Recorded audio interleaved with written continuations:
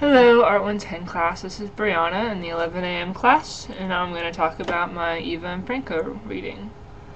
So Eva and Franco are basically these two people that, with the creation of the internet, they just set out to show how things that are lies can actually become reality, and things that are reality can actually become lies on the internet. So one of the things they did was they created, well, they didn't necessarily create, but them, like a group of artists, created this being called Luther Blizzett, who didn't actually exist, but on the internet, he actually existed. And he was created in about 1994, I guess, and there was this entire network of people all over the world who used his name. And yeah, and then there was also another guy they created called Darko Maver, who I guess Eva and Franco found this name of this non-existent artist, and they downloaded images from the internet and published it as his artwork. And they actually posted newspaper, like false newspaper articles and press releases, so like people actually like thought this guy was real because he was in the newspaper, and he had like actual artwork on his website and stuff. And they even staged his death or something. And people actually, they made a documentary about him, about this non-real guy. So just showing how you can't always trust what you see on newspapers and the internet, like people, because newspapers make up stories to make them sound more interesting. So yeah, that's what they proved with those two people. And then they actually, when they were like 19, they started stealing stuff from famous museums in America and Europe, and they put all these things in this black box, and the person that was interviewing them, I guess, saw this black box in their previous apartments and when they were interviewing them, and he didn't even notice it until they mentioned it. So it was just showing how all their artwork is kind of like out in the open, but people don't really notice it until they actually say something about it. Like with the Nike thing that they did, it was out in the open. No one knew that they were the culprits for it until they actually said something about it. And with the fake movie poster, people actually, like, they were saying in one corner of the city there would be like the movie poster and people would be looking at it, and then another corner the poster would be in an art gallery. So it was just showing how art can be like this fake reality that they create. And they also, he asked the interviewer one time, like, what defines reality? Like, can you define it? And, yeah, and his answer was basically, reality just depends on our perception of it, and the media is constantly changing reality and manipulating it to make it sound more interesting to us, even when what they're reporting is completely not true. So, yeah. And then also, they created this parody, I guess, of the Vatican's website called Vaticano.org. And with that, they made, like, I'm not really sure what they did with the website, but they ended up making, like, fake newspapers saying that the Iraq war was over, and that the Bush was accused of high treason, and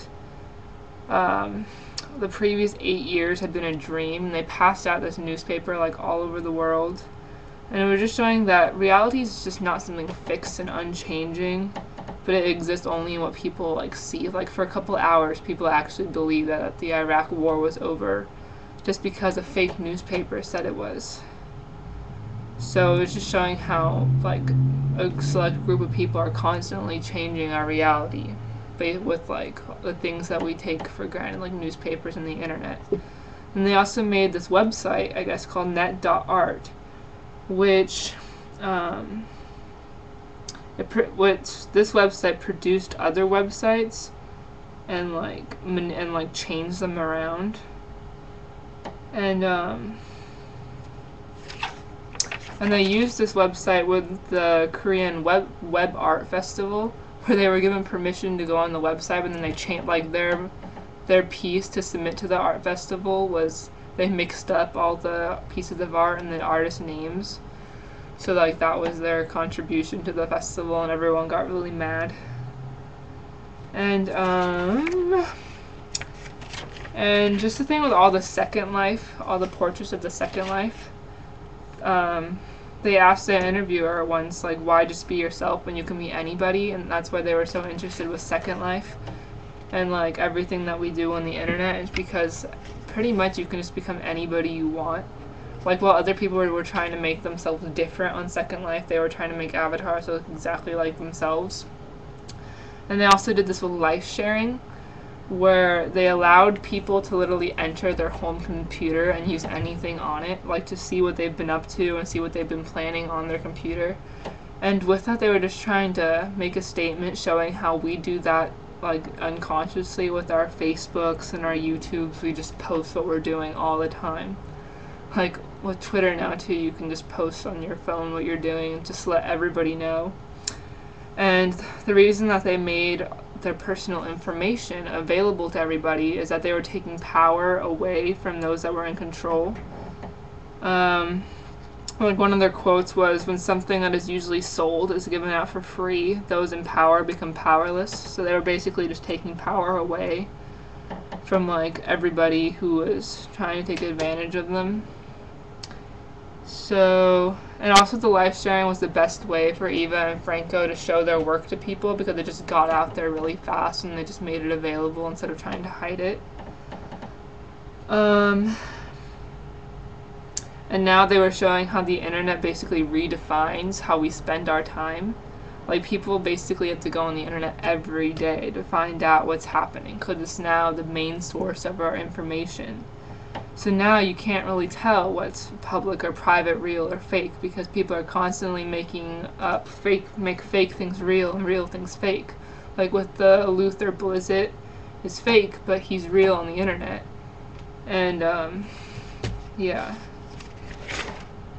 What that? They also made a virus, I guess, which they showed as a metaphor, showing how the internet actually has like imagination. And they just like to show like the psychological effect that the viruses have on people, because so much information is stored on their computer that they like freak out when they find out that a virus is on their computer, because they don't want everything to be deleted, because that's like their whole life now. And they basically printed out the whole virus and like had this whole showing of it. And they didn't want it to be destroyed, because I guess as soon as they released it, Avast antivirus caught onto it. And they wanted this virus to last as long as possible. So they created this computer where the virus and antivirus constantly coexisted, so that the virus would always exist on this computer. And apparently their information for the Nike project came with when they were high on marijuana or something, and they saw the whole city, what the city would look like in the future. So they wanted to show this to people through the Nike project. And the whole point with the Nike was to show, they did this whole project where it seemed to be involved with Nike, but because it used the Nike logo and like a legit website and stuff, but it actually wasn't involved with Nike. So one of their quotes was, they see Nike ground as a statement for the artistic freedom to manipulate the symbols of everyday life. So they just took a symbol that you basically see every day and made it a piece of art by doing it against the will of the actual company. And yeah, I think that's it. The Second Life artists, the Second Life avatars, they would take pictures of them as if they were celebrities, because they wanted to show like the beauty that people put into this second life that they have. And yeah, with the fake movie and the fake people, they just showed how people, they can make fake things into reality. And I know like in the beginning of the semester you asked us to define what art is. Well, I guess their definition of art is that art is a lie that they want to believe in. So yeah, that's what I got out of the book. And yeah, I look forward to seeing what else they have to tell us about. They kind of mentioned their Stolen Pieces project, but they didn't really go into detail about it in this portion of the book.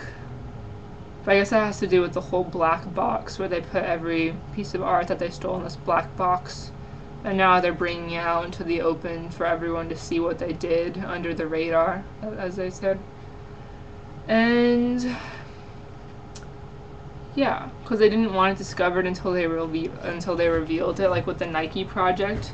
They made sure, because they didn't want anybody to know that they were involved with it until they revealed it, because that would take away from like the mystique of it all. Like, they didn't hide the fact that they did it, but they didn't like reveal it to everybody. And yeah, so have fun grading all this, TAs, and I'll see you all Tuesday. Bye.